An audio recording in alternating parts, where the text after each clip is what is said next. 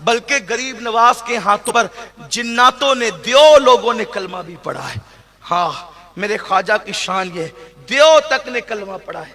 غریب ایک ہندوستان میں انا ساگر کے کنارے جنات کھڑا رہتا تھا، قد آدم سے اس کا قد بہت اونچا تھا، اور وہ کھڑا رہتا تھا، لوگوں سے بات کرتا تھا۔ ہندوستان والے جب جنگ میں سب سے ہار جاتے تو سادی دیو کو مدد کے لیے پکارتے تھے، پھر اس کے قدموں میں لڑکیاں ذبح کی جاتی تھی اس کو راضی کرنے کے لیے۔ ایسے نہیں خوش ہوتا تھا وہ، لڑکیوں کا خون چوستا تھا سادی دیو، لڑکیاں ذبح کی جاتی تھی۔ ہندوستان کی تاریخ میں موجود ہے، مختلف کتابوں میں مختلف انداز سے سادی دیو کا تذکرہ کم و بیش ہر سیرت نگار نے لکھا ہے۔ تو لڑکیاں ذبح کر کے اس کو خون پلایا جاتا تھا، اور جب وہ چلتا تھا تو اس کی دھمک پورے اجمیر میں محسوس ہوتی تھی۔ جب سب طرف سے لوگ تھک ہار جاتے تو سادی دیو کو مدد کے لیے پکارتے۔ اونچا قد، انسان کی نگاہیں اس کے سر کا اندازہ نہیں کر سکتی تھی، اور جب وہ چلتا تھا اور دھمک اس کی آتی تھی تو بڑے بڑے لوگ لرز جاتے تھے۔ جب ہر طرف سے لوگ غریب نواز سے ہار گئے، سانپ پھینکے کوئی اثر نہیں ہوا، چونٹیاں پھینکی، جادو کے زور سے پتھر پھینکے کوئی سب ناکام، پانی بند کیا ناکام، ستایا ناکام، مارنے کے لیے لوگوں کو تیار کیا ناکام۔ غریب نواز کی محفل سجتی تھی تو بادشاہ آدھی سلطنت کی لالچ دے کے لوگوں کو کہتا تھا جاؤ اس درویش کو قتل کر دو۔ لوگ آ کے بیٹھتے تھے اور آ کر کے جب آپ کی تقریر سنتے تھے، غریب نواز کی تقریر جو محفل میں ہوتی تھی وہ 10-12 منٹ سے زیادہ کی نہیں ہوتی تھی۔ ہم لوگ تو تقریر کرتے کرتے گلا پھاڑ دے، آواز بٹھا لیں، لیکن کوئی اثر ہی نہیں ہوتا۔ اور وہاں بس 10-15 منٹ کی گفتگو، وہ بھی ایسی کہ الفاظ زبان سے نکلتے ہیں یا لگتا ہے کہ گلاب کی پنکھڑیاں جھڑ رہی ہے، اور تاثیر کا حال یہ ہے کہ دشمن بھی اپنے ہو جائے، دشمن بھی کبھی غصے میں نہیں آئے کسی پر۔ زندگی میں بابا قطب کہتے ہیں زندگی میں کبھی کسی پہ غصہ نہیں کیا، کبھی کسی کو جھڑکا نہیں، کبھی نہیں جھڑکا۔ غریب آج بھی پیار کرتے ماؤں کی طرح۔ میں نے کسی آستانے پر رسول اللہ کے آستانے کے بعد کسی آستانے پہ اتنے لوگوں کو روتے نہیں دیکھا جتنے میرے خواجہ کی چوکھٹ پہ روتے ہوئے دیکھا۔ ہاں ایسا لگتا ہے جیسے آنسو کسی کے نکلتے ہیں اور وہ اپنی آستین سے ہمارے آنسوؤں کو خشک کرتے ہیں۔ اور آستانہ غریب نواز کی خصوصیت یہ ہے، امام اہل سنت نے ذیل المدعا کے اندر جو احسن الویاء کا جو ہے وہ حاشیہ ہے، اس میں لکھا ہے کہ غریب نواز کی چوکھٹ وہ چوکھٹ ہے کہ وہاں دعا کرنے والے کو نہیں دیکھا جاتا، بلکہ غریب نواز کے صدقے ہر ایک کی فریاد کو سن لیا جاتا ہے، سب کی مراد وہاں پوری ہوتی ہے۔ غریب نواز کی چوکھٹ وہ کوئی ایسا ہی نہیں ہے جس نے یہ کہا کہ مجھے نہ ملا ہو۔ خواجہ ہند وہ دربار ہے اعلیٰ تیرا، کبھی محروم نہیں مانگنے والا تیرا۔ کبھی کوئی محروم، بس عقیدت سے کوئی جائے، عقیدت شرط ہے۔ کچھ لوگ تماشا دیکھنے جاتے ہیں، کون کیا کر رہا ہوگا، ارے کون کیا کر رہا ہوگا چھوڑ، تجھے کیا کرنا ہے وہ دیکھ۔ ہاں لوگ وہاں دیکھنے جاتے ہیں کیا ہو رہا ہے، ارے دوسروں کو کیوں دیکھتے ہو، تم دیکھو۔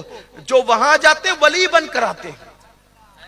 غریب نواز کے بارے میں بابا قطب نے فرمایا ہے کہ غریب نواز کی آنکھوں میں اللہ نے وہ تاثیر دی تھی، کسی کو توجہ سے دیکھ لیتے تھے اس کو اسی وقت ولی بنا دیا کرتے۔ یہ تاثیر ہے ان کی آنکھوں میں، جس کو دیکھا توجہ سے، اسی لیے اکثر آنکھیں بند رکھتے تھے کہ سب ولی بن جائے تو پھر کیا ہو، سب ولی بن جائے تو پھر کیا ہو، تو آنکھیں بند رکھتے تھے، اور آنکھیں کھول کے کسی کو توجہ سے دیکھ لیا تو ولی بنا دیا، پھر بنایا ولی، بروں کو ولی بنایا۔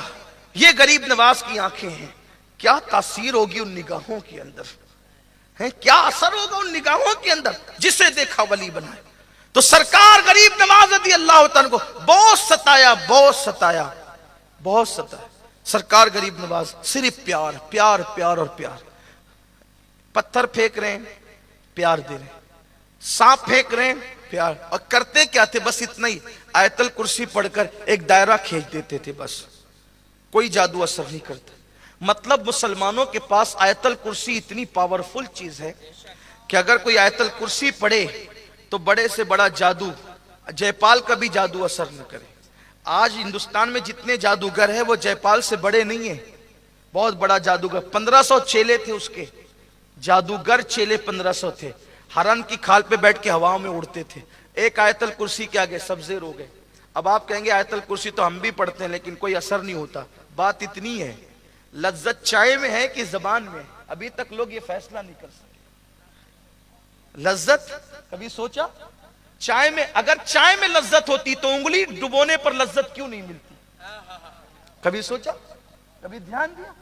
اگر لذت چائے میں تھی تو انگلی ڈبونے پر چائے کی لذت کیوں نہیں ملتی؟ پیر ڈبونے پر چائے کی لذت کیوں نہیں ملتی؟ تو کہا لذت چائے میں نہیں ہے, زبان میں ہے. تو پھر پانی پینے پہ چائے کا مزہ کیوں نہیں آتا؟ کیوں نہیں آتا بھئی؟ پانی پیو تو چائے کا مزہ کیوں نہیں آتا؟ شربت پینے پہ چائے کا مزہ کیوں نہیں آتا؟ اور پتا چلا نہ مکمل لذت زبان میں ہے نہ مکمل لذت چائے میں ہے. جب چائے اور زبان دونوں ملتے ہیں تب مزہ آتا ہے. تو اب قرآن تو بالکل پاورفل ہے لیکن اس کے لیے معین الدین کی زبان بھی چاہیے. وہ زبان کون سی جو غیبت نہ کرتی ہو؟ وہ زبان کون سی جو گالی نہ دیتی ہو؟ وہ آپ کہیں گے چائے میں لذت ہے تو ٹائیفائڈ والوں کو چائے کڑوی کیوں لگتی ہے؟ جب لذت چائے میں, ٹائیفائڈ والوں کو میٹھی چائے کڑوی کیوں لگتی ہے؟ پتا چلا زبان خراب ہے تو چائے بھی کڑوی لگتی ہے. تو زبان بیمار ہو جائے تو چائے کا مزہ نہیں آتا, اور جب زبان روحانی طور پہ بیمار ہو جائے تو پھر قرآن کا وہ مزہ نہیں آتا جو مزہ اللہ والوں نے اٹھایا ہے. اپنی زبان کو اچھا کرو, اپنی زبان کو پاکیزہ کرو. آؤ زبان کی حفاظت کریں. تو قرآن ہے. آیت الکرسی پڑھ کے دائرہ کھینچا. میں کہتا ہوں مسلمان کو کسی کے پاس جانے کی ضرورت نہیں ہے. کوئی بابا, کوئی تعویذ, کوئی یہ, اتنا بڑا سب کچھ قرآن کے اندر سب موجود ہے. میں تو کہتا ہوں صرف بسم اللہ ہمارے لیے کافی ہے. صرف بسم اللہ. بسم اللہ کے 19 حروف ہیں, جو بسم اللہ دل سے پڑھے جہنم کے 1900 دروازے اس پہ بند ہو جائیں. تو بسم اللہ جب جہنم سے بچا سکتی ہے تو دنیا کا کون سا وبال ہے جو جہنم سے زیادہ سخت تر ہے؟ لیکن کوئی آئے تو صحیح. ہم تو مائل بکرم ہے, کوئی سائل ہی نہیں, راہ دکھلائے کسی راہ روے منزل ہی نہیں. آیت الکرسی پڑھ کے دائرہ کھینچ دیا, کچھ نہیں. سانپ آ رہے ہیں, بچھو آ رہے ہیں, یہ آ رہا ہے, وہ آ رہا ہے, کچھ نہیں. انا ساگر کا پانی بند کیا تو آپ نے پورا وہ اٹھا کر کے ایک کوزے میں بھر لیا. مشہور روایت ہے, میں اس کی طرف نہیں جاؤں گا. سنتے سنتے بچے بھی جوان ہوئے اور پھر بوڑھے ہو گئے. اب اس کی طرف کیا جانا جو آپ کو یاد ہے. ذرا دیکھو اللہ والوں کی محنت ہے. تو محفل کے اندر بہت سادہ گفتگو ہوتی تھی, بہت ایسا لگتے جیسے پھول جھڑ رہے, لیکن بات دل سے نکلتی تھی, دل میں اترتی. اور غریب نواز کی محفل تو وہ تھی کہ جو آ کر بیٹھ جاتا پھر وہ بیٹھا ہی رہتا. میں سوچتا ہوں جب ہم لوگ ان کا بیان کرتے, ان کی زندگی بیان کرتے ہیں تو عاشقوں پر ایسی مستی چھا جاتی ہے. ان کی زندگی میں یہ تاثیر ہے تو خود جب وہ بیان کرتے ہوں گے تو تاثیر کا عالم کیا ہو. رائے پتورا نے غریب نواز کے خلاف آدھی سلطنت کا لالچ دے کر ایک شخص کو, جوان کو بھیجا کہ جا اور اسے قتل کر دے, اس درویش کو. وہ آ کر بیٹھا رہا, لوگ بیان سنتے رہے. بیان سنتے سنتے محفل ختم ہوئی, لوگ اٹھ اٹھ کر جانے لگے. غریب نواز نے سب کو رخصت کیا, وہ بچ گیا. فرمایا بابا سب کا کام ہو گیا, اب تم جس کام سے آئے تھے وہ کام کر لو. تم جس کام سے, دیکھو قاتل کو